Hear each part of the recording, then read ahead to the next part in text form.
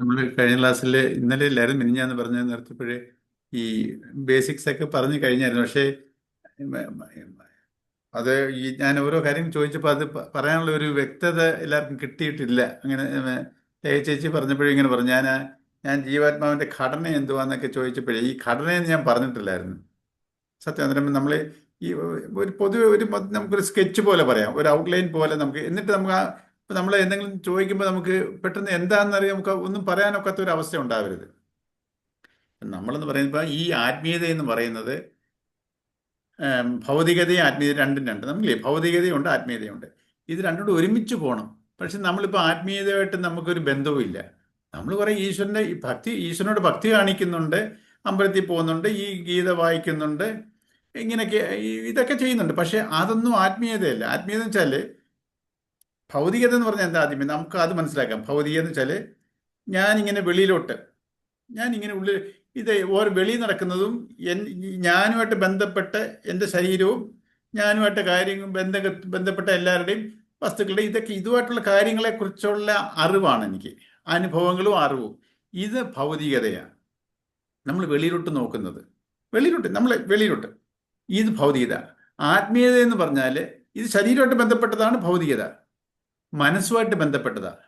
ഈ മനസ്സുമായിട്ട് ബന്ധപ്പെട്ട കാര്യങ്ങളെക്കുറിച്ച് നമ്മൾ ഒന്നും പഠിക്കുക, അതാണ് ആത്മീയത. അല്ലാതെ നമ്മൾ അമ്പലത്തിൽ പോകുന്നു, ഈ പിന്നെ കുറെ ബുക്കുകളൊക്കെ വായിക്കുന്നുണ്ട്, കുറെ ജീവാത്മാവ് പരമാത്മാവ് ഇങ്ങനെ കുറെ അറിവുകൾ കിട്ടിയിട്ടുണ്ട്. അതല്ല നമ്മൾ ഈ ഗീതയൊക്കെ വായിക്കുന്നുണ്ട്, അല്ലെങ്കിൽ നാരായണീയം വായിക്കുന്നുണ്ട്. ഇതൊക്കെ ആത്മീയത എന്ന് പറയാൻ പറ്റും. ഇതെല്ലാം നമ്മുടെ ഒരു അറിവ്, ഈ ഭൗതികമായിട്ട് ചെയ്യുന്ന കാര്യങ്ങളാണ്. ആത്മീയത എന്ന് പറഞ്ഞാൽ ഈ പഠിക്കുന്ന നാരായണീയം പഠിക്കുന്ന ഞാൻ, അല്ലെങ്കിൽ ഗീത പഠിക്കുന്ന ഞാൻ ആരാ? ഈ ഈ നമ്മൾ ഏതോ ഒരു ഈശ്വരനുണ്ട്. ഈ ഈശ്വരൻ എന്തുവാ, ഇതിനെക്കുറിച്ചുള്ള ശരിക്കുള്ള ഉൾക്കൊള്ളുന്ന അതിനെക്കുറിച്ചുള്ള യഥാർത്ഥ അറിവ്. ഇപ്പം നമുക്ക് എല്ലാവർക്കും ഈശ്വരനെ കുറിച്ച് അറിയാം, ഒരു ശക്തിയാ, തൂണിലും തുരുമ്പിലും ഉണ്ടെന്നൊക്കെ പറയുന്നു. പക്ഷെ നമ്മളിലുണ്ടെന്നുള്ളത്, അപ്പം നമ്മളുണ്ടെന്ന് നമുക്ക് ആർക്കും ധാരണയില്ല. അപ്പം ഇതിനെക്കുറിച്ച്, അപ്പം ഈ പഠിക്കുന്ന ഞാൻ ആരാ, ഈ ഈശ്വരൻ ആരാ, ഇനി എൻ്റെ ജീവിതത്തിന്റെ ലക്ഷ്യം എന്താന്നൊക്കെ നമ്മൾ ഇതിനെക്കുറിച്ചുള്ള അറിവിനെ പറയുന്നതാണ് ആത്മീയത. അതിൽ ആ വഴികളാണ്. ഞാൻ വെളിയിലോട്ട് ശരീരവുമായിട്ട് ബന്ധപ്പെട്ടല്ല നോക്കുന്നത്, ഭൗതികതയും ഈ മനസ്സ്. എനിക്ക് ഈ ജീവാത്മാവിന് രണ്ട് ഘടകങ്ങളുണ്ടെന്ന് ഞാൻ പറഞ്ഞു, രണ്ട് ഉപകരണങ്ങളാണ്. ഈ ജീവാത്മാവ് എന്ന് പറഞ്ഞാൽ എന്താണ്, അതുകൊണ്ടാണ് ഞാൻ ഘടന എന്ന് ചോദിച്ചത്. ഘടന എന്ന് വെച്ചാൽ ഒരു സ്ട്രക്ചർ, അല്ലെങ്കിൽ എന്തെല്ലാം ജീവാത്മാവ് എന്ന് പറഞ്ഞതിൻ്റെ ഐഡിയ എന്താ, അല്ലെങ്കിൽ എന്തെല്ലാം ചേർന്നതാണ് ഈ ജീവാത്മാവ്. എന്താണ് ജീവാത്മാവ് എന്ന് ചോദിച്ചു കഴിഞ്ഞാൽ, എനിക്ക് മൂന്ന് ഘടകങ്ങളുണ്ട്. കാണപ്പെടുന്ന ഒരു ഘടകം ശരീരം, കാണപ്പെടാത്ത രണ്ട് ഘടകങ്ങളുണ്ട്. ഒന്ന് എൻ്റെ മനസ്സ്, അതിനെ ശാസ്ത്രങ്ങളിൽ പറയുന്ന അന്ധകരണം എന്നാ, എൻ്റെ ചിന്തകളെ ആണ് അത് ഉദ്ദേശിച്ചത്, എൻ്റെ ചിന്തകളാണ്. ആ ചിന്തകൾ നാല് തരത്തിലുണ്ട്: മനസ്സ്, ബുദ്ധി, ചിത്തം, അഹങ്കാരം. ഇതൊക്കെ നമ്മൾ ഓരോന്നിൻ്റെ എക്സ്പ്ലെയിൻ ചെയ്ത് കഴിഞ്ഞു. അപ്പം ഈ മനസ്സ്, അന്ധകരണമാണ് എൻ്റെ സൂക്ഷ്മ ശരീരം. എൻ്റെ മനസ്സ്, ആ മനസ്സാണ് എൻ്റെ സൂക്ഷ്മ ശരീരം. കാരണ ശരീരമോ, നമുക്ക് ഈ ജന്മത്തിൽ എന്തുകൊണ്ടാണ് ഞാൻ ഈ ജന്മം എടുത്തേ, എൻ്റെ വാസന കാരണമാണ്. സഞ്ചിത കർമ്മമാണ് എനിക്ക് ഈ ജന്മത്തിലോട്ട് വരാൻ കാരണം. എൻ്റെ സഞ്ചിത കർമ്മം ഇല്ലായിരുന്നിരിക്കട്ടെ, കഴിഞ്ഞ ജന്മം ആ ശരീരത്തിൽ മരിച്ചു പോകുമ്പോൾ എൻ്റെ സഞ്ചിത കർമ്മം ഇല്ല, എനിക്ക് ജനനം ഉണ്ടാവത്തില്ലായിരുന്നു. അപ്പൊ എൻ്റെ ജനനത്തിന് കാരണം ഈ സഞ്ചിത കർമ്മമാണ്. അതിനെ പറയുന്നു അതാണ് എൻ്റെ വാസന, എൻ്റെ സംസ്കാരം. നമ്മുടെ എല്ലാം സംസ്കാരം ഡിഫറൻറ്റാ, അതുകൊണ്ടാണ് നമ്മളെല്ലാം വ്യത്യസ്തരായിരിക്കുന്നു. നമ്മുടെ എല്ലാം സംസ്കാരം ഡിഫറൻറ്റാ, വാസനകൾ ഡിഫറൻറ്റ്, അതുകൊണ്ടാണ് നമ്മൾ വ്യത്യസ്തർ. വാസന പോയാലോ നമ്മളെല്ലാവരും ഒന്നാ, നമ്മളെല്ലാവരും ഈശ്വരൻ്റെ അംശം. പിന്നെ ഈശ്വരനാണ് നമ്മളെല്ലാവരും, പിന്നെ നമ്മൾ വ്യത്യസ്തരല്ല. വ്യത്യസ്തരാക്കുന്നത് നമ്മുടെ വാസനയാണ്, ഈ സഞ്ചിത കർമ്മം. ആ സഞ്ചിത കർമ്മം ജന്മത്തിലോട്ടായപ്പോൾ അത് പ്രാരബ്ധമായി. അപ്പോൾ ഈ പ്രാരബ്ധമാണ് നമുക്ക് എല്ലാവർക്കും ഡിഫറൻറ്റാ. അപ്പോൾ എൻ്റെ ഈ ജന്മത്തിന് കാരണമായ കാരണ ശരീരം, ആ വാസനയുണ്ട്, അത് കാരണ ശരീരം. അപ്പോൾ എൻ്റെ സ്ഥൂല ശരീരമുണ്ട്, സൂക്ഷ്മ ശരീരമുണ്ട്, ഈ കാരണ ശരീരമുണ്ട്. ഇതിന് രണ്ടും ഈ ചിന്തകൾ വരുന്നത് ഈ കാരണ ശരീരത്തിൽ നിന്നാണ്, വാസനയിൽ നിന്നാണ്, എൻ്റെ സംസ്കാരത്തിൽ നിന്നാണ് ഓരോരുത്തരുടെയും ചിന്തകൾ വരുന്നത്. എൻ്റെ സംസ്കാരത്തിൽ നിന്ന് നിങ്ങളുടെ ചിന്തകൾ വരത്തില്ല, നിങ്ങളുടെ സംസ്കാരത്തിൽ നിന്ന് എൻ്റെ ചിന്തകൾ വരത്തില്ല. എനിക്ക് എൻ്റെ ഓരോരുത്തരും അവരുടെ സംസ്കാരത്തിൽ നിന്നാണ് ചിന്തകളും സംസാരവും പ്രവൃത്തിയും ആ സ്റ്റൈലും എല്ലാ രീതികളും എല്ലാം. അപ്പം ഓരോരുത്തർക്കും വ്യത്യസ്തമായ കാരണ ശരീരങ്ങളുണ്ട്. അതുപോലെ തന്നെ ആ കാരണ ശരീരത്തിനുള്ള ചിന്തകൾ, അതുപോലെ ശരീരം. ഈ സഞ്ചിത കർമ്മമാണ് എൻ്റെ ശരീരം ഏത് അച്ഛനും അമ്മയ്ക്കും ജനിക്കണം, ഏത് തരത്തിലുള്ള ശരീരമായിരിക്കണം എന്നൊക്കെയുള്ള നിശ്ചയിക്കുന്ന ഈ സഞ്ചിത കർമ്മമാണ്. ഇപ്പം വെളുത്ത ശരീരമുള്ളവർ, കറുത്ത ശരീരമുള്ളത്, അല്ലെങ്കിൽ ഡിഫക്റ്റീവ് ആയിട്ടുള്ള ഓർഗൻസ് ഉള്ളവർ, അപ്പൊ ഇങ്ങനെയൊക്കെ ഈ ശരീരത്തിന്റെ ഘടന ഏതൊക്കെ അതും എൻ്റെ സഞ്ചിത കർമ്മമാണ്. അപ്പൊ എല്ലാവർക്കും വ്യത്യസ്ത ശരീരങ്ങളാ, വ്യത്യസ്ത മനസ്സാ, വ്യത്യസ്ത വവാസനയാ. സോ സ്ഥൂല ശരീരവും സൂക്ഷ്മ ശരീരവും കാരണ ശരീരവും എല്ലാവരിലും വ്യത്യസ്തമാണ്.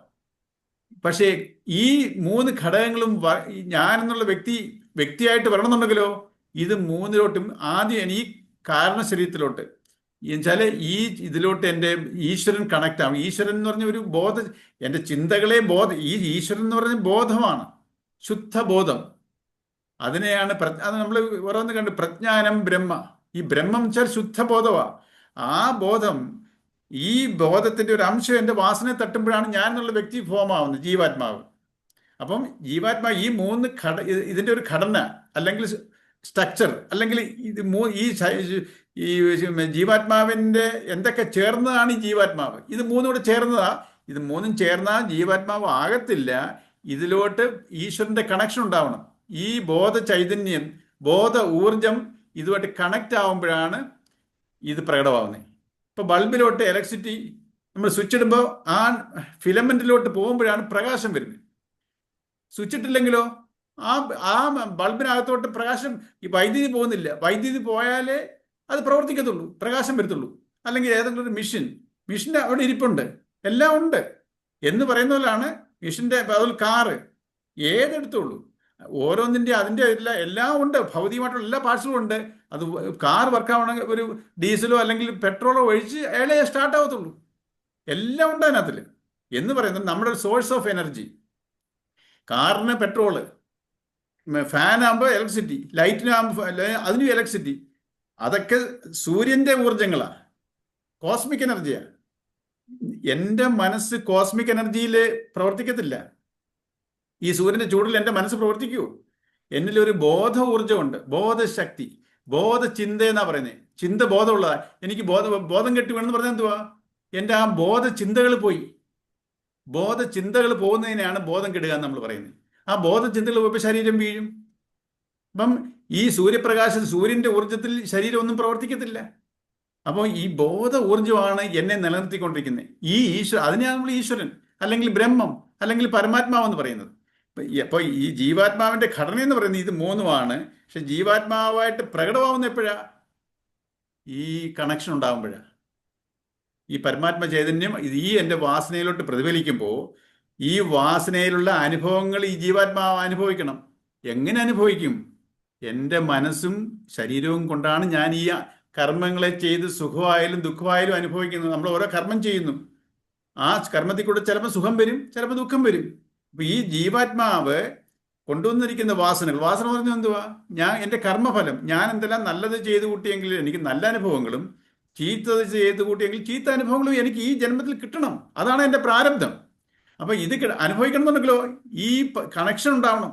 ഇല്ലെങ്കിൽ അതിങ്ങനെ കിടക്കും. ആ കാരണ ശരീരവും സൂക്ഷ്മ ശരീരവും സ്ഥൂല ശരീരവും ഇങ്ങനെ ജഡാവസ്ഥയിൽ കിടക്കും. അതിന് അനങ്ങാനൊക്കത്തില്ല. ഈശ്വര ചൈതന്യം കണക്റ്റ് ആവുമ്പോഴാണ് അത് പ്രവർത്തനമാവുന്നത്. ആ പ്രവർത്തിക്കുന്ന അതിനെയാണ് പറയുന്നത് ജീവാത്മാവ്. അത് ഈശ്വരന്റെ കണക്ഷൻ ഇല്ലെങ്കിലോ അതിനെ ജീവാത്മാവെന്ന് പറയത്തില്ല. അത് ആത്മാവല്ല, അത് പിന്നെ ജഡമാണ് ഇരിക്കുന്നത്. ഈ സ്ഥൂല ശരീരവും സൂക്ഷ്മ ശരീരവും കാരണ ശരീരവും ഉണ്ടെങ്കിലും അത് ജഡാവസ്ഥയിലിരിക്കുന്നു, ജഡം ശവത്തിന്റെ അവസ്ഥയിലിരിക്കുന്നു. ഈ പരമാത്മ ചെയ്യുന്ന ഈശ്വരന്റെ അംശം കണക്ട് ആവുമ്പോഴോ അത് ആത്മാവ് അത് ബോധ ഊർജ്ജമുള്ളതായിട്ട് മാറുന്നു. അപ്പം ഇതാണ് ഇതാണ് നമ്മൾ പൊതുവെ ഒരു ഔട്ട്ലൈൻ. പിന്നെ ഓരോന്നിനെയും ഞാൻ എക്സ്പ്ലെയിൻ ചെയ്തു. ഈ സ്ഥൂല ശരീരം എങ്ങനെ ഉണ്ടായി, അതുപോലെ സൂക്ഷ്മ ശരീരം എന്തൊക്കെയാണ്, ചിന്തകൾ, പലതരത്തിലുള്ള ചിന്തകൾ, പിന്നെ കാരണ ശരീരം, ഇതിനൊക്കെ ഞാൻ ഇത് പറഞ്ഞു കഴിഞ്ഞു. പിന്നെ ആ കാരണ ശരീരത്തിൽ ഒരു കാര്യം പറഞ്ഞില്ലായിരുന്നു. കഴിഞ്ഞ ജന്മത്തിൽ നിന്ന് ഞാൻ ശരീരം വിടുമ്പോൾ ആ സഞ്ചിത കർമ്മമാണ് എൻ്റെ അടുത്ത ജന്മം നിശ്ചയിച്ചത്. ആ സഞ്ചിത കർമ്മം എൻ്റെ ജന്മത്തിന് കാരണമാകുമ്പോൾ ആ സഞ്ചിത കർമ്മത്തിൽ കുറച്ച് ഒരു പാർട്ട് എൻ്റെ ശരീരത്തിനെ ഡിസൈഡ് ചെയ്യുന്നു, ബാക്കി എൻ്റെ പ്രാരബ്ധമായിട്ട് മാറുന്നു. ഈ ജന്മത്തിൽ അനുഭവിക്കേണ്ടാത്ത സഞ്ചിത കർമ്മം ഉണ്ടെങ്കിൽ ബാക്കി സഞ്ചിത കർമ്മമായിട്ടും അവിടെ റിമെയിൻ ചെയ്യും. അപ്പം ഞാൻ ഈ ജന്മം എടുക്കുമ്പോഴേ ഈ ശരീരം കൊണ്ട് എന്തൊക്കെ അനുഭവിക്കേണ്ടതുണ്ടോ അതൊക്കെ എൻ്റെ പ്രാരബ്ധമായിട്ട് മാറും. ഈ ശരീരത്തിൽ കൊണ്ട് അനുഭവിക്കാൻ ഒക്കാത്ത കർമ്മങ്ങളൊക്കെ സഞ്ചിതമായിട്ട് തന്നെ നിലനിൽക്കും. അപ്പം ഇത് രണ്ടും കുറെ പാർട്ട് എൻ്റെ ശരീരമായിട്ടും ഡെവലപ്പ് ആവും. ഏത് തരത്തിലുള്ള ശരീരം എന്നുള്ളത്. അപ്പം ബാക്കി എൻ്റെ പ്രാരബ്ധവും ഉണ്ട്. അപ്പം ഞാൻ ഈ ജീവിതം നയിച്ചുകൊണ്ടിരിക്കുമ്പോൾ പുതിയ പുതിയ കർമ്മങ്ങൾ ചെയ്യുന്നുണ്ട്. അപ്പോൾ അതിനും കർമ്മഫലം ഉണ്ടാവും. പക്ഷെ അത് ഉടനെ പ്രകടമാകത്തില്ല. അതിനൊരു സമയമുണ്ട്. അപ്പം ഞാനിങ്ങനെ കർമ്മഫലം കൂട്ടിക്കൊണ്ടിരിക്കുന്നു. ആ ഭാവിയിൽ അനുഭവിക്കാൻ പോകേണ്ട ആ കർമ്മഫലത്തിനെ പറയുന്നത് ആഗാമികം. ഇപ്പൊ സഞ്ചിതം, പ്രാരബ്ധം, ആഗാമികം, ഇങ്ങനെ കർമ്മഫലം തന്നെ 3 അവസ്ഥയിലുണ്ട്. അതിൻ്റെ ആ ഒഴുക്കനുസരിച്ചാണ്. സഞ്ചിതമാണ് ഞാൻ കഴിഞ്ഞ ശരീരം വിട്ടപ്പോൾ ആ ജീവാത്മാവ് എന്ന് പറഞ്ഞാൽ കാരണ ശരീരവും സൂക്ഷ്മ ശരീരവും ആ ജീവാത്മാവ് എടുത്തുകൊണ്ട് പോവുകയാണ്. ആ ജീവൻ ഈ കാരണ വാസനയും എൻ്റെ സൂക്ഷ്മ ശരീരത്തിനെയും ചില എൻ്റെ അന്ധകരണത്തിനെയും ചിന്തകളെയും കൊണ്ട്, ചിന്തകളെ മാത്രമല്ല ഡീറ്റെയിൽ ആയിട്ട് പോകുമ്പോഴേ എൻ്റെ ഈ പഞ്ചേന്ദ്രിയ ശക്തികളൊക്കെ, കാഴ്ചശക്തി, ഘ്രാണശക്തി, സ്പർശനശക്തി, ഈ 5 ഇന്ദ്രിയങ്ങളുടെയും കഴിവുണ്ട്. എൻ്റെ കണ്ണ് കാഴ്ചശക്തിയല്ല, കണ്ണിൽ കൂടെ ഒരു ശക്തി, ആ കാഴ്ചശക്തി, ഇപ്പൊ ചിലരുടെ കണ്ണ് തുറന്നിരിക്കും, കാഴ്ചശക്തി കാണത്തില്ല. ചെവി ഉണ്ടാവും, കേൾവി ശക്തി ഉണ്ടാവത്തില്ല. അപ്പൊ ഈ ശക്തി അത് എടുത്തുകൊണ്ട് പോകും. അപ്പൊ ജഡത്തിൽ കണ്ണുകൊണ്ട്, മൂക്കുകൊണ്ട് എല്ലാം ഉണ്ട്, പക്ഷെ അതിന് ആ ശക്തിയില്ല. അപ്പൊ ഈ ജീവാത്മാവ് ഈ ശരീരം വിടുമ്പോഴേ കാരണശരീരവും സൂക്ഷ്മ ശരീരവും എടുത്തുകൊണ്ട് പോകുന്നു. ഈ സൂക്ഷ്മ ശരീരത്തിലാണ് ഞാനത് നമ്മൾ ബേസിക്കായിട്ട് പറയുമ്പോൾ ഈ മനസ്സിന് മാത്രം പറയുന്നു. മനസ്സിൻ്റെ കൂടെ 8 ഘടകങ്ങളോട് പോകുന്നുണ്ട്. നമ്മുടെ ഇതിനകത്തുള്ള ഈ ശരീരത്തിനുള്ള കഴിവുകൾ, ആ കഴിവും കൂടെ എടുത്തുകൊണ്ടാണ് പോകുന്നത്. ഇതിനകത്തിൽ പിന്നെ കണ്ണുണ്ടായും ആ കണ്ണുകൊണ്ട് കാണാൻ പറ്റത്തില്ല, കാഴ്ചശക്തിയില്ല. ആ ജഡം ഒന്നും കേൾക്കത്തില്ല, ഒന്നും സ്പർശിച്ചാൽ അറിയത്തില്ല. ഇപ്പം ഈ ശക്തികളെയും കൂടെ എടുത്തുകൊണ്ടപ്പം അത് നമ്മൾ കുറച്ചുകൂടെ ഡീറ്റെയിൽ ആകുമ്പോൾ നിങ്ങൾക്ക് തന്നെ മനസ്സിലാവും. അപ്പം ഞാനതുകൊണ്ട് പക്ഷേ ബേസിക്കായിട്ട് പറയുമ്പോൾ ഇത് അന്ധകരണമാണ്. അപ്പം ഈ മനസ്സ്, ബുദ്ധി, ചിത്തം, ഈ അന്ധകരണമാണ് സൂക്ഷ്മ ശരീരം എന്ന് പറയുന്നത്. ആദ്യമായിട്ട് നമുക്ക് അങ്ങനെ അറിഞ്ഞാൽ മതി. സ്ഥൂല ശരീരം പഞ്ചഭൂതത്തിൽ നിന്ന് വന്നതാണ്. അപ്പം ഇതാണ് എൻ്റെ ഒരു ജീവാത്മാവിൻ്റെ ഒരു പൊതുഘടകം. പരമാത്മാവ് എന്ന് പറയുന്നത് ഈ പ്രപഞ്ചം, ഈ ദേശകാല പരിമിതികളില്ലാതെ നിൽക്കുന്ന ഈ ബോധ ചൈതന്യമാണ്, ബോധ ഊർജമാണ്. ആ ബോധ ഊർജത്തിനാണ് ഈ പ്രപഞ്ചം തന്നെ ഉണ്ടായത്. യൂണിവേഴ്സൽ, അതിനെ പറയുന്നത് പരമാത്മ ചൈതന്യം, അല്ലെങ്കിൽ പരബ്രഹ്മം, അല്ലെങ്കിൽ ബ്രഹ്മം. ഇതെല്ലാം അതിന് ഒരു പരിധിയില്ല, ദേശവും ഇല്ല, ഒരു കാലവും ഇല്ല. കൃതയുഗം തൊട്ട് ത്രേതായുഗം, ദ്വാപരയുഗം, കലിയുഗം, ഈ എല്ലാ യുഗങ്ങളിലും വ്യാപിച്ചു കിടക്കുന്നു ആ പരമാത്മ ചൈതന്യം. അത്രയ്ക്ക് ബൃഹത്താണ്, നമുക്ക് അതിനെക്കുറിച്ച് ഇമാജിൻ ചെയ്യാൻ പറ്റത്തില്ല. അപ്പം ആ പരമാത്മ ചൈതന്യത്തിൻ്റെ ഒരു അംശം എൻ്റെ ഈ വാസനയിൽ എടുക്കുമ്പോഴാണ് ജീവാത്മാവ് പ്രകടമാവുന്നത്. ഈ വാസന പോയി കഴിഞ്ഞാലോ നമ്മളെല്ലാവരും ആ ഈശ്വരൻ പരമാത്മ ചൈതന്യത്തിൽ ലയിച്ചു കഴിയും. ലയനച്ച രണ്ടും ഒന്നായി കഴിയും. അപ്പം ഈ ജീവാത്മാവെന്ന് പറഞ്ഞ വാസനയിലുള്ള ആ പരമാത്മ ചൈതന്യ അംശത്തിനെ പറയുന്നതാണ്. ഈ പരമാത്മയുടെ അംശം വാസനയിൽ പ്രതിഫലിക്കുമ്പോൾ ജീവാത്മാവുന്നു. അപ്പം ജീവാത്മാവെന്ന് പറഞ്ഞാൽ പരമാത്മാവിൻ്റെ അംശം വാസനയിൽ പ്രതിഫലിച്ചതാണ് ജീവാത്മാവ്. ഇതാണ് ഒരു ഔട്ട്ലൈൻ. പക്ഷെ ഓരോന്നിനെയും നമ്മൾ എന്താണെന്നുള്ളത് വിശകലനം ചെയ്ത് പഠിച്ചിരിക്കണം. ഇപ്പം നമ്മൾ ഈ ഗീത പഠിക്കുന്നതിന് മുമ്പ് ഞാൻ ഈ പറയുന്നതൊക്കെ വിവേക ചൂടാമണി, ശങ്കരാചാര്യരുടെ കൃതിയുണ്ട് വിവേക ചൂടാമണി. അപ്പോൾ എൻ്റെയൊക്കെ സ്വാമിജി പറഞ്ഞു ഈ ഗീത പഠിക്കുന്നതിന് മുമ്പ് വിവേക ചൂടാമണി പഠിച്ചിട്ട് വേണം. കാരണം ഈ പഠിക്കുന്ന ഞാൻ ആരാണെന്നും നമ്മൾക്ക് എല്ലാവരും ഈശ്വര വിശ്വാസമുള്ള ആരാണ് ഈശ്വരനെന്നും നമ്മുടെ ജീവിതത്തിൻ്റെ ലക്ഷ്യം എന്താണെന്നും എല്ലാം ശരിക്കും വ്യക്തമാക്കി തരുന്ന ഒരു ഗ്രന്ഥമാണ് വിവേക ചൂടാമണി. അതിൻ്റെ ചിന്മയാനന്ദ സ്വാമിജിയുടെ വ്യാഖ്യാനമുണ്ട്. ഇതെല്ലാം വായിച്ചു കഴിയുമ്പോൾ നമുക്ക് മനസ്സിലാവും ഇതിനെക്കുറിച്ചുള്ള ആ അറിവാണ് ആത്മീയത. ഇപ്പം നമ്മളിപ്പോൾ എന്താ ആത്മീയതയെക്കുറിച്ച് സ്പിരിച്വാലിറ്റി എന്ന് പറഞ്ഞാൽ നമ്മൾ ഭയങ്കര ദൈവത്തിനെ കുറിച്ച് സംസാരിക്കുന്നു, അമ്പലങ്ങളിൽ പോകുന്നു, എല്ലാം നമ്മൾ ഈ ബുക്കുകൾ വായിക്കുന്നു. ഇതെല്ലാം ജസ്റ്റ് ഭൗതികതയാണ്. ആത്മീയത എന്ന് പറഞ്ഞാൽ ഞാൻ ആരാ, ആ വ്യക്തത നമുക്കുണ്ടാവണം. ഞാൻ എന്തിനു വേണ്ടി ഇവിടെ ജനിച്ചു, ഈശ്വരൻ ആരാണ്, ഇതൊക്കെ നമ്മൾ ഓരോന്നും പേഴ്സോണിഫൈ ചെയ്യും. നമ്മളൊരു സിംബോളിക്കായിട്ട് നമ്മൾ ഓരോ സിമ്പിൾസിൻ്റെയും പുറകെ നമ്മൾ അതാണെന്ന് പറഞ്ഞു. ഈ ഈശ്വരനെ ഈ ദേശകാല പരിമിതികളില്ലാതെ ഒരു ഗുണവും ഇല്ലാതെ കിടക്കുന്ന ആ ഒരു ബോധ ഊർജം, ബോധശക്തി, conscious energy, universal conscious energy, അതിനെ ഉൾക്കൊള്ളാൻ നമ്മൾ ചില സിമ്പിൾസും ചില കാര്യങ്ങളൊക്കെ പറയുന്നതല്ലാതെ അതിന് നമ്മൾ ഈ പേരിട്ടെന്നല്ല, അങ്ങനെ ഒരു പേര് അതിനില്ല. നമ്മൾ ഇമ്പോസ് ചെയ്യുന്ന ഒരു പഠന സൗകര്യത്തിന് വേണ്ടി ബ്രഹ്മം, പരമാത്മാവ് എന്നൊക്കെ പറയുന്നു. അതൊരു ഊർജമാണ്. ഈ സൂര്യന്റെ ഊർജ്ജം കോസ്മിക് എനർജിയാണെന്നറിയാം. ഈ പ്രപഞ്ചത്തിലുള്ളതിന്റെ എല്ലാത്തിന്റെയും ആധാരം കോസ്മിക് എനർജിയാണ് ഈ നിലനിൽക്കുന്നതിന്. പക്ഷെ അതിൻ്റെയും ബേസായിട്ട് ഈ ഒരു ബോധ ഊർജ്ജം ഇല്ലെങ്കിൽ അത് എൻ്റെ ശരീരം നിലനിൽക്കുന്നത് എനിക്ക് ഈ സൂര്യന്റെ ചൂടൊക്കെ വേണം, ചൂടില്ലാതെ ഒക്കത്തില്ല. പക്ഷെ ആ ചൂട് പോലും എൻ്റെ ശരീരത്തിന്റെ ചൂട് നിലനിർത്തുന്ന ആരാ? ഈ കോൺഷ്യസ് എനർജിയാ. ഞാൻ പറഞ്ഞല്ലോ, നമ്മൾ മരിച്ചു കഴിയുമ്പോൾ ഈ ശരീരം നമ്മൾ വിട്ട് ജീവൻ പൊയി കഴിയുമ്പോൾ എൻ്റെ ശരീരത്തിന്റെ ചൂട് കുറയും, തണുക്കും. ആ ടെമ്പറേച്ചർ അങ്ങനെ മെയിൻറ്റെയിൻ ചെയ്തുകൊണ്ടിരുന്ന ആരാ? ഒരു ടെമ്പറേച്ചറിനെ ആ ടെമ്പറേച്ചർ മെയിൻറ്റെയിൻ ചെയ്യാൻ നമുക്ക് വേറൊരു ഫാക്ടർ നോക്കുമോ? വേറൊരു ഹീറ്റിനെ അതിനെ നിലനിർത്താൻ പറ്റത്തുള്ളൂ. ഈ ബോധ ഊർജ്ജമാണ് അതിനെ അവിടെ നിലനിർത്തിക്കൊണ്ടിരുന്നത്. ബോധ ഊർജ്ജം വിട്ടപ്പോഴോ ആ ബോഡി ടെമ്പറേച്ചർ താന്നുപോയി. ഇതുപോലെ എൻ്റെ ഉള്ളിലോട്ട് ഈ ഓക്സിജൻ ഉള്ളിൽ വരുന്നു. ഏതോ ഒരു പവറില്ലാതെ ഉള്ളിലോട്ട് കയറുമോ? ജഡത്തിന്റെ ഉള്ളിലോട്ട് ശ്വാസം കയറുമോ? ഇല്ല. ഇപ്പോൾ ഏതോ ഒരു ഫാക്ടർ, ഒരു ഫോഴ്സ് അതിനോട്ട് ഉള്ളിലോട്ട് വലിക്കുന്നു, ആകർഷിക്കുന്നു. എൻ്റെ ആ ഓക്സിജനെ, ആ എയറിനെ ഉള്ളിലോട്ട് ആകർഷിക്കുന്നു. അതിൽ നിന്ന് ഓക്സിജൻ വേർതിരിച്ചെടുക്കുന്നു. ഏത് ശക്തിയിലാണ്? കോസ്മിക് എനർജിയിലാണോ? അല്ല. ഈ കോൺഷ്യസ് എനർജിയാണ് പരമാത്മ ചൈതന്യം, ഈശ്വര ചൈതന്യം. എന്നിൽ ഈശ്വര ചൈതന്യം ഉണ്ട്. നമുക്ക് വ്യക്തത വേണം. നമ്മുടെ ഇപ്പോഴത്തെ ധാരണ എന്താ? ഞാൻ വേറെ, ഈശ്വരൻ വേറെ. നമ്മൾ തന്നെയുള്ള ഒരു ഈശ്വരനെ നമ്മൾ അറിയുന്നില്ല. ഒരു സിനിമയിൽ, ലോഹിദാസിന്റെ ഒരു സിനിമയിൽ പറയും, ചോക്കുമലയിൽ ഇരിക്കുന്നവന് ഒരു ചോക്ക് കഷ്ണം കിട്ടുമെന്ന് പറഞ്ഞുകൊണ്ട് തേടി നടക്കുന്ന പോലെ നമ്മൾ ഈശ്വരനെ തേടി നടക്കുന്നത്. ഈ അമ്പലത്തിൽ ശക്തിയുണ്ട്, ആ അമ്പലത്തിൽ ഇതിനെക്കാട്ട് ശക്തിയുണ്ട്. മറ്റേത് നമ്മുടെ അടുത്തുള്ള ഒരു കൃഷ്ണന്റെ അമ്പലത്തിലുള്ള ശക്തിയാണോ ഗുരുവായൂർ കൃഷ്ണന്റെ ശക്തി നമ്മൾ വിചാരിക്കുന്നത്? അപ്പം നമ്മുടെ ഇതിനെ നമ്മൾ ശരിയായ അറിവ് നമുക്കില്ല. ഈ അറിവിൽ കൂടി വേണം നമ്മൾ ഗീത പഠിക്കാൻ. ഈ ഗീത എന്തിനാ? എൻ്റെ പ്രവൃത്തികൾ, ഞാൻ ആരാണെന്നും ഈശ്വരനാണെന്നുള്ള അറിവുണ്ടെങ്കിൽ പിന്നെ ഞാൻ എന്തിനു വേണ്ടി ജീവിക്കുന്നു, എൻ്റെ ജീവിതത്തിന്റെ ലക്ഷ്യം എന്താ? ഈ ജീവിതം വെച്ചാൽ ഞാൻ ജനിച്ചിട്ട് മരണം വരെ ഒരാൾ പ്രവർത്തിക്കാതിരിക്കുന്നുണ്ടോ? ആ കർമ്മം ചെയ്തേ പറ്റൂ. ഇവിടെ ജനിച്ചത് മുതൽ മരണം വരെ നമ്മൾ കർമ്മം ചെയ്യുകയാണെന്ന് പറഞ്ഞാൽ ഞാൻ വെളിയിൽ പോയി ജോലി ചെയ്യുന്നതിനെ മാത്രമല്ല, എൻ്റെ ചിന്തകൾ വരെ ഒരു കർമ്മമാണ്.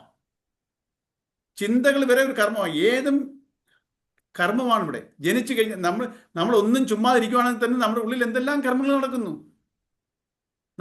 ഞാൻ ഒരു ജോലി ചുമ്മാതിരിക്കുവാണെന്ന് വിചാരിക്കുവാണോ?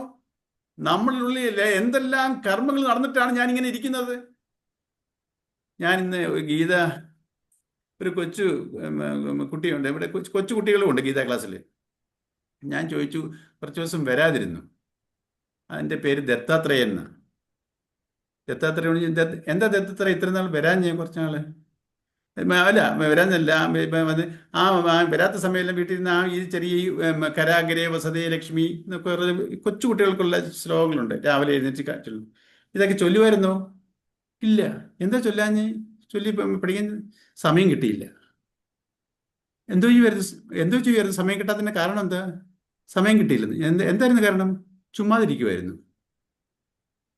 ഇത് പഠിക്കാൻ കുട്ടി വളരെ സിൻസിയറായിട്ടാ പറയുന്ന, നിഷ്കളങ്കമായിട്ടാ. സമയം കിട്ടിയില്ല. നമ്മളെല്ലാവരും ചുമ്മാതിരിക്കുക. നമ്മൾ എന്താ ചെയ്യുന്നേ? നമ്മൾ അതാ കർമ്മം ചെയ്യേണ്ടത്. ഈ കർമ്മമല്ല ചെയ്യേണ്ടത്. നമ്മൾ ഭൗതിക കർമ്മം ചെയ്യണം, അതിനെ ചെയ്യേണ്ട രീതിയിൽ ചെയ്യണം. അതാണ് ഗീത പറഞ്ഞിരുന്നത്. മമധർമ്മം. ഈ കർമ്മം എങ്ങനെ ചെയ്യണം? നമ്മളെല്ലാവരും നമ്മുടെ വാസനയ്ക്ക് അനുസരിച്ചാണ് ചെയ്തുകൊണ്ടിരിക്കുന്നത്. എൻ്റെ ഇഷ്ടങ്ങളാണ് എൻ്റെ ശരി. എനിക്ക് ഇഷ്ടമില്ലാത്തതെല്ലാം എനിക്ക് തെറ്റാണ്. എൻ്റെ ഇഷ്ടമല്ല വേറൊരാളുടെ ഇഷ്ടം. ഇപ്പം ഞാൻ എൻ്റെ ശരികളിൽ പോകുമ്പോൾ ഓരോരുത്തരും അവരവരുടെ ശരികൾ നീങ്ങുക. എല്ലാവർക്കും അതിന് ന്യായീകരണങ്ങളുണ്ട്. ഇന്നത് കാരണം കൊണ്ട് ഇത് ശരിയാണ്. പക്ഷെ ഇവിടെ തെറ്റുകൾ പെരുകിക്കൊണ്ടിരിച്ചാൽ അധർമ്മം പെരുകിക്കൊണ്ടിരിക്കുക. ഈ അധർമ്മം കൊണ്ട്, ഈ തെറ്റുകളും ചില അധർമ്മം പെരുകുന്നതുകൊണ്ടാണ് എനിക്ക് ദുരിതം. നമ്മൾ അറിയുന്നില്ല. നമ്മൾ ശരിയെന്ന് പറഞ്ഞുകൊണ്ട് ചെയ്ത് കൂട്ടുന്ന കാര്യങ്ങൾ അധർമ്മമാണ്. ഈ ശരിയെന്ന് പറയുന്ന കൂട്ടി ചെയ്യുന്നത് എവിടുന്ന് വരുന്നു? എൻ്റെ ശരികളെ എൻ്റെ വാസനയിൽ നിന്നും. വാസനയെന്ന് വെച്ചാൽ ഇമ്പ്യൂരിറ്റിയാണ്. ആ ഇമ്പ്യൂറായിട്ടുള്ള വാസനയിൽ നിന്ന് കിട്ടുന്ന ചിന്തകൾ എനിക്ക് ശരിയായിട്ട് തോന്നുക. അത് നമ്മളൊരു ഇല്യൂഷനിലായിരിക്കുന്നേ. ഞാൻ പോലും ഞാൻ ശരീരമാണ്, എൻ്റെ ബുദ്ധിയാണെന്നുള്ള ഒരു ധാരണയിലായിരിക്കുന്നത്. ഞാൻ തന്നെ ശരീരമാണ്, എൻ്റെ ബുദ്ധിയാണ്. ഇതിൽ കൂടെ പുറകോട്ട് എനിക്ക് അറിയത്തില്ല. നമ്മൾ അജ്ഞാനത്തിലാണ്. ഇഗ്നറൻസ്, അജ്ഞാനം. ജ്ഞാനം എന്ന് പറയുന്നത് ഞാൻ ഈശ്വര ചൈതന്യത്തിന്റെ അംശമാണ്, ഞാൻ ഈശ്വരനാണ്. അതാണ് ജ്ഞാനം. അതിനെ റിയലൈസ് ചെയ്യണം. നമ്മൾ അറിവിൽ കൂടെ ചുമ്മാ വായിക്കൂടെ പറയുന്നതിലല്ല, എനിക്ക് കൺവിക്ഷൻ വരണം.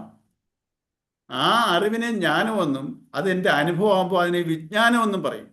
ജ്ഞാനവും വിജ്ഞാനവും നിങ്ങൾ കേട്ടിട്ടുണ്ട്. ജ്ഞാനം എന്ന് പറഞ്ഞാൽ ഇപ്പം നമ്മൾ ഈ പറയുന്നതൊക്കെ ജ്ഞാനത്തെ വെച്ചാൽ ഈ പരമാത്മ ചൈതന്യമാണ്, അതിൻ്റെ ഒരു അംശമാണ് ഞാൻ. അതിലെ ആ കണക്ഷനിലാണ് ഞാൻ ജീവാത്മാവായിട്ട് ഇങ്ങനെ പ്രകടമായി കർമ്മങ്ങൾ ചെയ്തുകൊണ്ടിരിക്കുന്നതൊക്കെ എന്നുള്ള ഒരു അറിവാണ്. ഇത് ഭൗതിക അറിവല്ല. ഈ അറിവുകൾ ഇപ്പം ഞാൻ പറയുന്നത് ഏതോ ഭൗതികമായിട്ടുള്ള ഇത് പഠിച്ചിട്ടാണോ? ഈ ഗീതയും ഗുരുക്കന്മാരിൽ നിന്ന് കിട്ടിയതാണ് ഞാൻ പറയുന്നത്. അല്ല, എനിക്ക് നേരത്തെ അറിയത്തില്ലായിരുന്നു.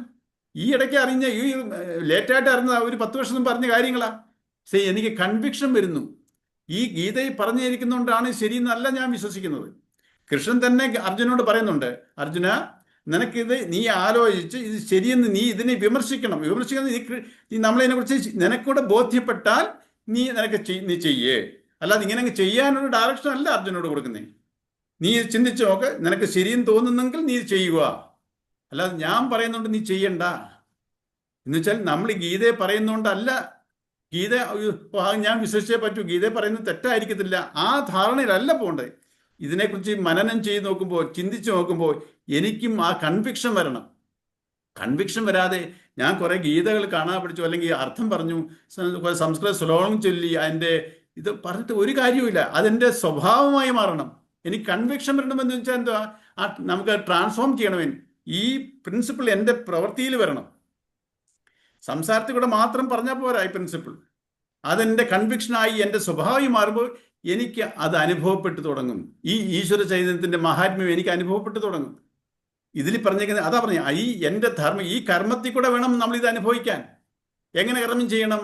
ഞാൻ എൻ്റെ വാസനയിൽ അധിഷ്ഠിതമായ കർമ്മം ചെയ്തുകൊണ്ടിരുന്നാൽ എനിക്ക് ദുരിതങ്ങൾ കൂടുക. ഈ വാസനയിലുള്ള കർമ്മങ്ങളെ ഞാൻ സമർപ്പണ ബുദ്ധിയ കർമ്മത്തിൽ, നമുക്ക് മനുഷ്യന് മാത്രമേ അത് ചെയ്യാൻ പറ്റത്തുള്ളൂ. എനിക്ക് എൻ്റെ വാസനകളെ, എൻ്റെ ആഗ്രഹങ്ങളെ 2 വിധത്തിൽ ചെയ്യാം. ഒന്ന്, അതിനെ എനിക്കിത് അനുഭവിക്കണം എന്നുള്ള രീതിയിൽ ചെയ്യാം. ഇത് ഞാനാണ് ചെയ്യുന്നുള്ള രീതിയിൽ ചെയ്യാം. എൻ്റെ ബുദ്ധിയാണ്, ഞാൻ ഹാർഡ് വർക്ക് ചെയ്തുണ്ടാക്കിയതാണ് ഈ റിസൾട്ട്. ഇത് എന്നിൽ ഈ ചൈതന്യത്തിൻ്റെ പ്രസൻസിലാ, അല്ലെങ്കിൽ ഞാൻ ജഡമാ. ഈ ചൈതന്യം വിട്ടാലോ എൻ്റെ ബുദ്ധി അവിടെ പിന്നെ പ്രവർത്തിക്കത്തില്ല. അപ്പോൾ എൻ്റെ ഈ ഈഗോ, ഞാൻ വിചാരിക്കും ഒരു ഫാൾസ് ഇല്യൂഷൻ നമുക്ക് ഉണ്ടാകുക. ഞാൻ ശരീരമാണ്, ഞാൻ ബുദ്ധിയാണ്, എൻ്റെ മനസ്സ്. ഇതിനെയാണ് പറയുന്നത് അജ്ഞാനം. ഈ അജ്ഞാനം ഉണ്ടാകുന്നത് എന്തുകൊണ്ടാണ്? എൻ്റെ വാസനയാണ് എന്നെ ഇങ്ങനെ ചിന്തിപ്പിക്കുന്നത്. അതേസമയത്ത് നമ്മൾ ഈ ശാസ്ത്രങ്ങളിൽ കൂടെയും ഗുരുക്കന്മാരിൽ കൂടെയും ഈ സത്യം അറിഞ്ഞു കഴിഞ്ഞാൽ, ഞാൻ ഈശ്വരൻ്റെ അംശമാണ്, ആ അംശത്തിലാണ് ഞാൻ അതെല്ലാം ചെയ്തു കൂട്ടുന്നതല്ല, എൻ്റെ മിടുക്കല്ല. അതാണ് സമർപ്പണ ബുദ്ധി. അവിടെ അഹന്ത മമതയില്ല. ഞാൻ ചെയ്യുന്നു, ഇതെനിക്ക് അനുഭവിക്കണം, ആ ഒരു ഇത് വരത്തില്ല. അതിനെയാണ് അഹന്ത എന്ന് പറയുന്നത്. അഹന്ത,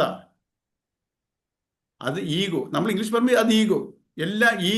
ഈഗോ വേണം, പക്ഷേ ഈഗോ നമ്മൾ ലിമിറ്റ് വിട്ടു പോകുന്നു. നമ്മുടെ ഈ ഇൻട്രാക്ഷനിലെ വ്യവഹാരത്തിലെ ഞാൻ അവിടെ പോകുന്നു, ഞാൻ എന്നുള്ള ഉപയോഗിക്കണം. പക്ഷേ ഇത് എൻ്റെ ബുദ്ധിയാണ്, എൻ്റെ മിടുക്കാണ്, ഈ രീതിയിൽ നമ്മൾ ഡയറക്ഷൻ തെറ്റിപ്പോകുന്നു. ഈ അഹന്ത ഉപയോഗിക്കേണ്ടത് ഓൺലി ഫോർ ഇൻട്രാക്റ്റീവ് പർപ്പസ്. നമ്മൾ ബോഡികൾ നമ്മൾ ഇൻട്രാക്ട് ചെയ്യണം, കമ്മ്യൂണിക്കേറ്റ് ചെയ്യണം. അതിന് എനിക്ക് ഈഗോ ഉപയോഗിക്കാം. അതിൽ കവിഞ്ഞ് എൻ്റെ മിടുക്ക്, എന്നിലുള്ളതും നിങ്ങളിലുള്ളതെല്ലാം ഒരേ ചൈതന്യമാണ്. നമ്മൾ ഈ വാസനകളാണ് ഡിഫറൻ്റ് ആവുന്നത്. അപ്പോൾ ഈ വാസനകളിൽ തമ്മിൽ ഡിഫറൻസ് ഉണ്ട്. അപ്പം നമ്മളെല്ലാം ഡിഫറൻ്റാണ്. ഇപ്പം നമ്മൾ ഒരാൾക്ക് ഇഷ്ടമല്ലെങ്കിൽ എന്തുകൊണ്ടാണ് ഒരാളെ നമുക്ക് ഇഷ്ടമല്ലാത്തത്? എൻ്റെ വാസനയിൽ ചിലതൊക്കെ ഇഷ്ടമല്ല. അത് ഞാൻ വേറൊരാൾ കാണുമ്പോൾ അയാളെ എനിക്ക് ഇഷ്ടപ്പെടുന്നില്ല. എനിക്ക് ഒരാളെ ഇഷ്ടമാണെന്ന് വെച്ചാൽ എന്താ, ഒരാൾ നല്ലതാണെന്ന് ഞാൻ പറയാൻ കാരണം എന്താ, എനിക്ക് ചില നല്ലതെന്നൊക്കെ ഉള്ളൊരു കൺസെപ്റ്റ് ഉണ്ട്. ആ ഗുണങ്ങളെ ഞാൻ വേറൊരാൾ കാണുമ്പോൾ എനിക്ക് അയാൾ നല്ലതാ. അതേ വ്യക്തിയെ തന്നെ വേറൊരാൾക്ക് മോശമായിട്ട് തോന്നുന്നു. എന്തുകൊണ്ട്? അയാളുടെ മോശമുള്ള കളി ആ വ്യക്തിയിൽ കാണുന്നു. ഇപ്പം എല്ലാവരിലും ഈ വാസന എന്ന് പറയുന്നത് നല്ലതും ചീത്തയും. ഈ മനുഷ്യനായിട്ട് ജനിച്ചവരെല്ലാവരും ആരും പെർഫെക്റ്റ് അല്ല. പെർഫെക്ഷൻ ആയിക്കഴിഞ്ഞാൽ പിന്നെ ഈശ്വരനായി കഴിഞ്ഞു. Perfection means balanced mind. നമ്മൾ വാസന ഇല്ലാത്തൊരവസ്ഥ, അതാ സമചിത്തത എന്ന് പറയുവാൻ, ബാലൻസ്ഡ് മൈൻഡ്. ഇപ്പം എപ്പോഴും അറിയാമല്ലോ, നമുക്ക് ഈ യൂണിവേഴ്സൽ കൺസെപ്റ്റ് തന്നെ, ഈ യൂണിവേഴ്സ് ആസ് എ ഹോൾ ന്യൂട്രലാണ്. ഈ സയൻസ് അറിയാവുന്ന പറയാൻ പറ്റും, ന്യൂട്രലാണ്. ഇവിടെ പോസിറ്റീവ് ഉണ്ട്, നെഗറ്റീവ് ഉണ്ട്. സോ നെറ്റ് റിസൾട്ട് ഈസ് 0 ആണ്. സീറോയുടെ അർത്ഥം ഒന്ന് കൂടുതലില്ല, ഒന്ന് കുറവില്ല. ഇംബാലൻസ് ആയിക്കഴിഞ്ഞാൽ അവിടെ അതാണ് പ്രശ്നം. ബാലൻസ്ഡ് മൈൻഡിനെ ഈശ്വരനാണ്. ഈ നമ്മുടെ ഇപ്പോഴത്തെ സ്റ്റേജെല്ലാം ഇംബാലൻസ്ഡ് ആണ്. നമുക്ക് ചിലർക്ക് പോസിറ്റീവ് കൂടും, ചിലർക്ക് നെഗറ്റീവ് കൂടും. ഈ ഡിഫറെന്റ് വേരിയേഷനിൽ ഇരിക്കുന്നതുകൊണ്ടാണ് നമുക്കെല്ലാം. അതേസമയത്ത് ഈ എല്ലാം ബാലൻസ്ഡ് ആയി കഴിഞ്ഞാൽ എൻ്റെ എമോഷൻസും ഇതെല്ലാം ബാലൻസ്ഡ് ആയി കഴിഞ്ഞാൽ ആ ഒരു മനസ്സിനെ ഉള്ളൂ ഈശ്വരനിൽ ലയിക്കാൻ പറ്റത്തുള്ളൂ. അപ്പം ഇതിനെ നമ്മൾക്ക് ഒരു ഔട്ട്ലുക്ക് പോലെ അറിയാൻ കഴിയണം. അപ്പം ഈ ഞാൻ ചെയ്യേണ്ട കർമ്മങ്ങൾ കർമ്മയോഗത്തിൽ ചെയ്യണം, അല്ലെങ്കിൽ ധർമ്മത്തിൽ ചെയ്യണം. ഈ ധർമ്മം എന്തുവാണെന്ന് നമ്മൾ മനസ്സിലാക്കണം. ഗീത നമ്മളെ പഠിപ്പിക്കുന്നത് എൻ്റെ ധർമ്മം, ഞാൻ എങ്ങനെ കർമ്മം ചെയ്യണം, ധർമ്മത്തിൽ വേണം, വിത്ത് വാല്യൂസ്. നമ്മൾക്ക് എല്ലാവർക്കും അറിയാം വാല്യൂസ് ഉണ്ട്. പക്ഷെ നമ്മൾക്ക് ദേഷ്യം വരുമ്പോഴോ വിഷമം വരുമ്പോഴോ അസൂയ വരുമ്പോഴോ നമ്മൾ നമ്മുടെ ഈ ക്വാളിറ്റീസിനെ അങ്ങ് വിടും, വാല്യൂസിനെ അങ്ങ് വിടും. വാല്യൂ അല്ലാതെ നമ്മൾ ബിഹേവ് ചെയ്യും, കർമ്മം ചെയ്യും. അത് വെറും കർമ്മം, അത് എൻ്റെ ദുരിതാവസ്ഥ കൂട്ടും. അതേസമയത്ത് ഞാൻ വിശുദ്ധത്തിൽ വിവേകം, അതാണ് ഞാൻ അന്ന് ലാസ്റ്റ് ക്ലാസ് വെച്ചത്. ബുദ്ധി വേറെ, വിവേകം വേറെ. ബുദ്ധി ബുദ്ധി എന്ന് പറഞ്ഞാൽ ഒരു കർമ്മം ചെയ്യുന്നതിൻ്റെ പുറകിലുള്ള അനലിറ്റിക്കൽ തോട്ട്സിനെയാണ് ബുദ്ധി എന്ന് പറയുന്നത്. ഈ ബുദ്ധി എൻ്റെ ഈ എമോഷൻസ് വാസനയിൽ നിന്ന് വരുന്നതാ. ഈ എമോഷൻസുമായിട്ട് കൊലൂഡായി കർമ്മം ചെയ്യുമ്പോൾ എൻ്റെ ദുരിതം കൂടും. അതിനെ ഇംഗ്ലീഷിൽ പറയുന്ന റിയാക്ട് ചെയ്യുന്ന. ഡോണ്ട് റിയാക്ട് എന്ന് പറയത്തില്ലയോ. നമ്മൾ എനിക്കൊരു എമോഷൻസ് ഉണ്ടാകുമ്പോൾ അതിനെ ബേസ് ചെയ്ത് ഞാൻ റിയാക്ട് ചെയ്യരുത്, കർമ്മം ചെയ്യരുത്. അതേസമയത്ത് എനിക്ക് എമോഷൻസ് വരുമ്പോൾ ഞാൻ അതിനെ മാനേജ് ചെയ്ത് ഞാൻ വിശുദ്ധത്തിൽ വിവേകത്തിൽ ചെയ്യുമ്പോൾ അത് റെസ്പോണ്ട് എന്ന് പറയും. പക്ഷെ മലയാളത്തിലാണ് ഇതൊക്കെ നേരത്തെ നമ്മൾ സംസാരിച്ചിട്ടുള്ളതാണ്. റിയാക്റ്റും റെസ്പോണ്ടും. React means action based on emotions. പിന്നെ respond means actions based on intelligence. Intelligence means vivekam. നമ്മൾ വിവേകത്തിൽ അതിന് ഈ എമോഷൻസിനെ നമ്മൾ മാനേജ് ചെയ്യാൻ പഠിക്കണം. എമോഷൻസ് ഇങ്ങനെ കൂടി വരും, അത് നിറഞ്ഞ് പൊങ്ങി വരും. നമുക്കറിയാമല്ലോ, ദേഷ്യം വന്നിങ്ങനെ കൺട്രോൾ വിട്ടുപോകും. അതിനെ നമ്മൾ ആ എമോഷനെ സബ്സൈഡ് ചെയ്യാൻ നമ്മൾ പോസ് ചെയ്യണം. അതാ എടുത്തു ചാടി ഒന്നും ചെയ്യരുതെന്ന് പറയുന്നത്. എപ്പോഴും നമ്മൾ നമ്മൾ ടൈം കൊടുക്കണം. അപ്പം നമ്മുടെ എമോഷൻ നമ്മൾ റിയലൈസ് ചെയ്യണം, ഐഡന്റിഫൈ ചെയ്യണം നമ്മുടെ സ്റ്റേറ്റ് ഓഫ് മൈൻഡ്. ഇപ്പം എനിക്ക് ദേഷ്യം വരുന്നു, അല്ലെങ്കിൽ വിഷമം വരുന്നു. അപ്പം നമ്മളതിന് ഈ ഐഡന്റിഫിക്കേഷൻ വരുമ്പോൾ തന്നെ എൻ്റെ എമോഷൻസ് സബ്സൈഡ് ആവും. ആ എമോഷൻസിനെ മാനേജ് ചെയ്യുമ്പോൾ you will get automatically direction from intelligence. നമ്മുടെ എല്ലാവരിലും ഈശ്വര ചൈതന്യമുണ്ട്. ഈ ഈശ്വരന്റെ ചൈതന്യം വിവേകം വരാത്തതിന് കാരണം എൻ്റെ ആ വാസനയുടെ ആധിക്യമാണ്. വാസനയുടെ ഭയങ്കര എൻ്റെ വാസന മുറുകെ പിടിക്കുന്ന ഒരാൾക്ക് ആ വിഷ്ണുക്ക് വരാൻ വലിയ പ്രയാസമാണ് തിരിച്ചറിയൽ. എന്തായാലും വീണ്ടും വിചാരം. നമ്മൾ പറഞ്ഞു വീണ്ടും വിചാരത്തോട് ചെയ്യാന്ന് പറയത്തില്ല. എന്തോ ഈ വീണ്ടും വിചാരം വീണ്ടും വിചാരം ചെയ്യണം എന്ന് വെച്ചാൽ എൻ്റെ വിവേകമായിട്ട് കണക്ട് ചെയ്യണം. ഈ ബുദ്ധി വികാരമായിട്ട് മനസ്സുമായിട്ട് അലൈനാകാതെ ഈ വിവേകമായിട്ട് അലൈനാകണം. അപ്പം നമ്മുടെ ഒരു ബോഡി പാർട്സ് പറയും, body, next mind, intellect, intelligence എന്ന് വെച്ചു. നമുക്കൊരു ജസ്റ്റ് ഒരു ഇമാജിനേഷൻ. ബോഡിയിലോട് ക്ലോസ് ആയിട്ട് നമ്മുടെ എമോഷൻസ്. അതുകൊണ്ടാണ് നമുക്ക് പെട്ടെന്ന് ബോഡി എന്തെങ്കിലും ആയിക്കഴിഞ്ഞാൽ നമുക്ക് പെട്ടെന്ന് എമോഷൻസ് വരും. നമ്മുടെ ഈ സൂക്ഷ്മ ശരീരത്തിന്റെ ഏറ്റവും ഫസ്റ്റ് ലെയർ ബോഡിയോട് ചേർന്നിരിക്കുന്നത് മനസ്സാണ്, എമോഷണൽ മൈൻഡാണ്. പിന്നാണ് ബുദ്ധി. അതിൻ്റെയും പുറയിലാണ് ഈ നമ്മളിലെ ബോധകൂർജ്ജം, ദറ്റ് ഈസ് വിവേകം. ഈശ്വരൻ നമ്മളിൽ വിവേകത്തിലിരിക്കുന്നു. ഈശ്വരൻ നമ്മുടെ ഉള്ളെല്ലാവരിലും കൃഷ്ണനുണ്ട്. കൃഷ്ണൻ എന്ന് പറയുന്ന ആരാ? ഈ ഈശ്വരന്റെ അംശത്തിനെ നമ്മൾ കൃഷ്ണൻ എന്ന് പറയുന്നു. ഈ കൃഷ്ണൻ പേര് വരാൻ കാരണം എന്താ? കർഷതി.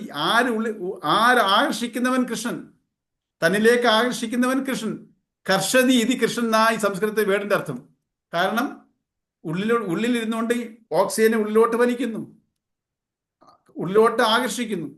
ആ ടെമ്പറേച്ചറിനെ വെളിയിലോട്ട് പോകാതെ ആകർഷിച്ച് നിലനിർത്തിക്കൊണ്ടിരിക്കുന്നു, മെയിൻറ്റെയിൻ ചെയ്യുന്നു. അങ്ങനെ ഒരു ശക്തി നമ്മളിലുണ്ട്. അതിനെ കൃഷ്ണ നമ്മൾ വിളിക്കുന്നു. ക്രിസ്ത്യൻസ് അതിനെ ജീസസ് എന്ന് വിളിക്കുന്നു. മുസ്ലിംസ് അതിനെ അള്ളാഹു എന്ന് വിളിക്കുന്നു. നമ്മളിൽ വെള്ളത്തിനെ എന്ത് പറയും? നമ്മൾ വെള്ളം എന്ന് പറയുന്നു, തമിഴ്നാട്ടുകാർ തണ്ണി എന്ന് പറയുന്നു, വേറെ തെലുങ്കാർ നീരെന്ന് പറയും, ഇംഗ്ലീഷുകാർ വാട്ടർ എന്ന് പറയും. എല്ലാം ഒന്ന് തന്നെ. It's A conscious energy. നമ്മൾ ഓരോരുത്തരും അത് പെർസീവ് ചെയ്യാൻ കൺവീനിയൻ്റ് ആയിട്ട് ഓരോരോ മെത്തേഡ് ഉപയോഗിക്കുന്നതല്ലാതെ ഒരേ പ്രിൻസിപ്പിളാണ് ഈ മനുഷ്യൻ. നമ്മുടെ ഈ പഠിക്കുന്നതെല്ലാം ഹിന്ദുവിസം എന്നുള്ള അല്ല. ഇതൊരു ഹ്യൂമൻ, ഒരു മനുഷ്യന്റെ ആസ്പെക്ട്സാണ് നമ്മൾ ഈ പറഞ്ഞുകൊണ്ടിരിക്കുന്നത്. ഈ മനുഷ്യന്റെ ആസ്പെക്ട്സാണ് പറഞ്ഞത്. നമ്മൾ ഇതൊരു ഇതൊരു സത്യമാണ്, ട്രൂത്താണ്.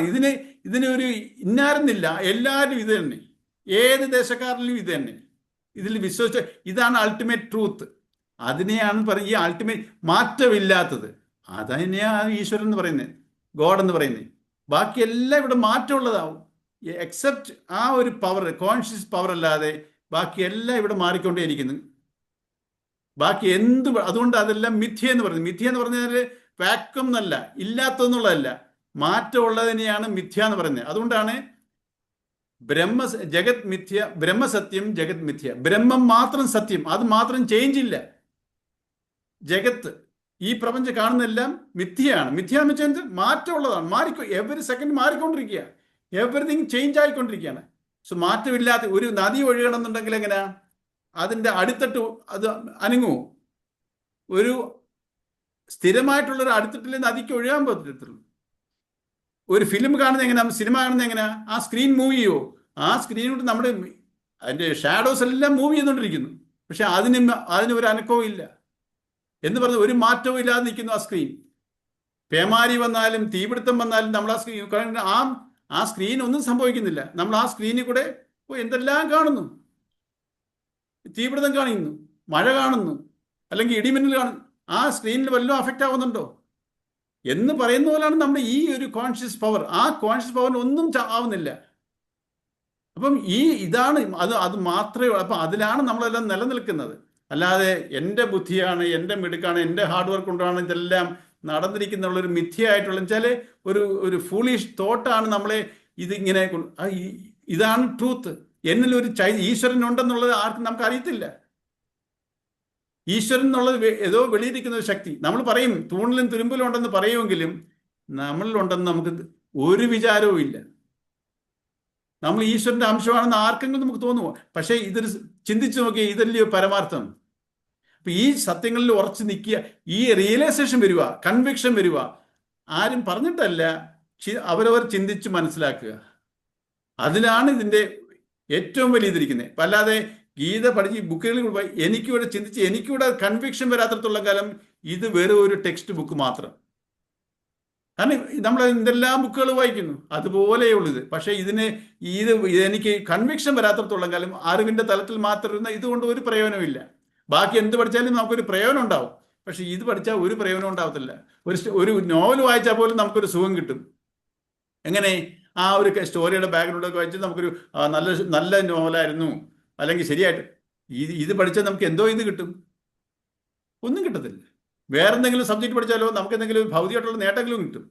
ഇത് പഠിച്ചിട്ട് നമ്മൾ ടൈം പാസിന് വേണ്ടി പഠിക്കാതെ നമ്മൾ ഇതിനെ ഈ ഒരു ബേസ് വെച്ചിട്ട് വേണം ഞാൻ ആരാണെന്നും ഈശ്വരൻ ആരാണെന്നും എന്തിനാണ് നമ്മൾ ഈ ജീവിക്കുന്നതെന്നും നമ്മുടെ വാസനകളുള്ള ആഗ്രഹങ്ങളും തീർക്കണം, ആഗ്രഹങ്ങളും പോകണം, എനിക്ക് ഈശ്വരനോട്ട് പോവുകയും വേണം. ഇത് രണ്ടും ഇവിടെ പ്രോസസ്സ് ഉണ്ട്. അതാ ഭൗതികതയും ആത്മീയതയും രണ്ടും കൂടെ ഒരുമിച്ച് പോകണം. പക്ഷെ ഇത് ഒരുമിച്ച് പോകുന്നില്ല.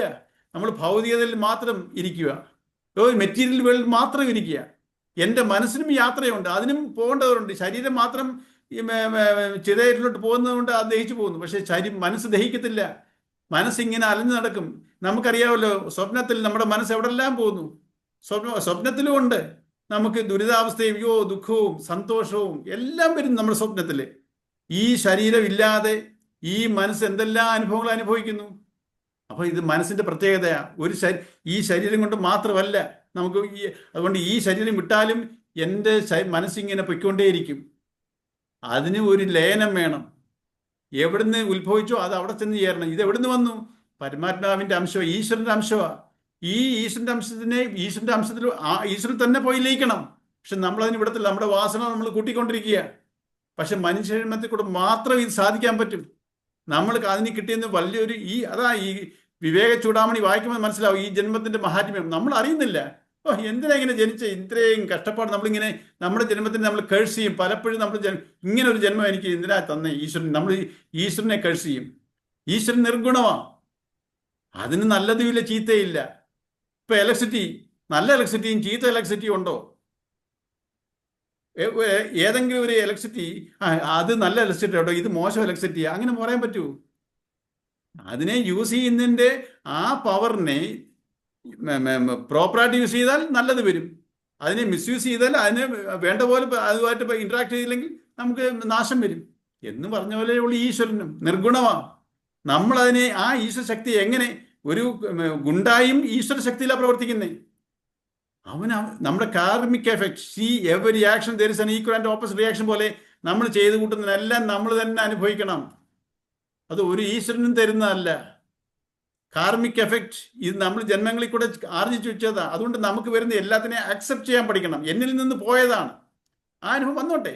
പക്ഷെ ഇന്നത്തെ നേരത്തെയുള്ള കർമ്മത്തിൻ്റെ ഞാൻ ഇന്ന് അനുഭവിക്കുമെങ്കിൽ എൻ്റെ കർമ്മത്തിനെയാണ് നമ്മളിപ്പോൾ സൂക്ഷിക്കേണ്ടത്. നമ്മൾ ചെയ്യുന്ന കർമ്മം എങ്ങനെയാണ്? നാളെ എനിക്ക് നല്ലത് വരണമെങ്കിൽ ഇന്ന് ഞാൻ ധർമ്മത്തിൽ പ്രവർത്തിക്കണം, ധാർമ്മികമായിരിക്കണം എൻ്റെ ആക്ഷൻസ് എല്ലാം. അങ്ങനെയാണെങ്കിൽ എനിക്ക് നാളെ എനിക്കൊരു സ്വസ്ഥത വരും. എനിക്ക് ഇന്ന് സ്വസ്ഥയില്ലാത്തതിൻ്റെ കാരണം എന്താ? ഇന്നലെ വരെ ചെയ്തു കൂട്ടത്തിൻ്റെ കാർമിക് എഫക്റ്റ് ആണ്. ഇതൊക്കെ ട്രൂത്താണ്, അല്ല ഇതൊരു ഈ പറയുന്ന ഒരു വിശ്വാസമല്ല, സയന്റിഫിക്കാ ഇതല്ല. അതുകൊണ്ടാണ് ഇതിന് ശാസ്ത്രം എന്ന് പറയുന്നത്. ഇതൊരു പെർസെപ്ഷൻ അല്ല, ഒരു ഫിലോസഫി അല്ലെങ്കിൽ ഒരു സിദ്ധാന്തമല്ല, ഹൈപ്പോത്തസിസ് അല്ല ഇത്. This A truth. ആ ട്രൂത്തിനെ എനിക്കതിനെ റിയലൈസ് ചെയ്യാൻ പറ്റണം. റിയലൈസ് ചെയ്യാത്തടത്തോളം കാലം എനിക്കിതെല്ലാം ഒരു വിശ്വാസത്തിൻ്റെ നിലയിലിരിക്കും. അപ്പം ഈ കാര്യങ്ങളെ നമ്മൾ ശരിക്കും നമ്മൾ അവരവർ ചിന്തിക്കാതെ എത്ര പറഞ്ഞു തന്നാലും, എത്ര ഗുരുക്കന്മാർ പറഞ്ഞ്, എത്ര ബുക്കുകൾ വായിച്ചാലും നമ്മൾ ചിന്തിക്കണം. ശ്രവണം, മനനം, നിധിധ്യാസനം, ഈ ശാസ്ത്രങ്ങൾ പറയുന്ന ഒരു പ്രോസസ്സാണ്. ശ്രവിക്കുക, നമ്മൾ കേൾക്കണം അല്ലെങ്കിൽ വായിക്കണം. രണ്ടും ശ്രവണത്തിൽ വരും. ഒന്നീ ഗുരുവിൽ നിന്ന് കേൾക്കണം, അല്ലെങ്കിൽ ഈ ശാസ്ത്രങ്ങൾ പഠിക്കണം. നമ്മൾ മനനം ചെയ്യണം. ആ മനനം ചെയ്യുമ്പോൾ എനിക്കിത് ശരിയാവും, ഞാൻ അതുമായിട്ട് അലൈനാവും. അതിനെയാണ് നിധിധ്യാസനം എന്ന് പറഞ്ഞത്. മനനം ചെയ്യുമ്പോൾ ഞാൻ നിധിധ്യാസനത്തിലോട്ടും ട്രാൻസ്ഫോർമേഷൻ നടക്കും. അപ്പം നമ്മളിത് അച്ചീവ് ചെയ്യും. ഈ പ്രോസസ്സ് നമ്മൾ പ്രാക്ടീസ് ചെയ്യണം. ഒന്നും പ്രാക്ടീസ് ചെയ്യാതെ ഈ ജീവിതത്തിൽ നടക്കുമോ? ജനിച്ചപ്പോൾ തൊട്ട് നമ്മൾ ഓരോ കാര്യങ്ങളും പ്രാക്ടീസ് ചെയ്താ, പക്ഷെ ഇത് മാത്രം നമ്മൾ പ്രാക്ടീസ് ചെയ്യത്തില്ല. ഏത് തുറയിലാട്ടെ ഒരു ട്രെയിനിങ് ഉണ്ടോ? ഒരു പ്രാക്ടീസ് ചെയ്യാതെ എന്തെങ്കിലും നടക്കുമോ? പക്ഷെ എന്തുകൊണ്ട് നമ്മുടെ മനസ്സിന്റെ കാര്യങ്ങൾ നമ്മൾ പ്രാക്ടീസ് ചെയ്യുന്നില്ല? ഇതൊക്കെ ഓട്ടോമാറ്റിക് സംഭവിക്കും. നമ്മൾ ഇത് എല്ലാം അറിയാം, എല്ലാം ഒക്കും എന്നുള്ളൊരു ധാരണയിൽ, മിഥ്യാധാരണയിൽ പോവുക. അപ്പൊ ഇത് മാറും. നമുക്കൊരു ഓവറോൾ ഒരു അവയർനെസ് വേണം. ഞാൻ ആരാണെന്നും ഈശ്വരൻ ആരാണെന്നും എന്തിനാണ് ജീവിക്കുന്നതിൻ്റെ ഇതൊക്കെ. പിന്നെ ധർമ്മത്തിനെ കുറിച്ചുള്ളത് നാളെ അടുത്ത ക്ലാസ്സിൽ ഒന്നുകൂടെ പറയാം. അതിനെ ഒരു കഥയുണ്ട്. കഴിഞ്ഞ ക്ലാസ്സിൽ ഞാൻ പറഞ്ഞായിരുന്നു, ഒരു ചപ്പാത്തിയുടെ കഥ. അത് കുറേ പേര് കേട്ടിട്ടുണ്ട്. കേൾക്കാത്തവർ കൊണ്ട് അടുത്ത ക്ലാസ്സിൽ പറയും, ഇപ്പം സമയമില്ല. എന്തെങ്കിലും ഈ പറഞ്ഞതിൽ എന്തെങ്കിലും ഒരു ക്ലാരിറ്റി വന്നിട്ടുണ്ടോ? ക്ലാരിറ്റി വന്നു. ക്ലാരിറ്റി ഉണ്ട്, ക്ലിയർ ആണ്.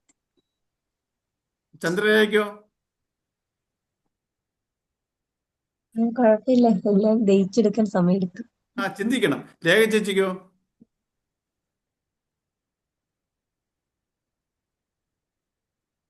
ശരി. അശ്വതിക്ക്? ഉണ്ട്, മനസ്സിലായി, കുറച്ച് ക്ലിയർ ആയി.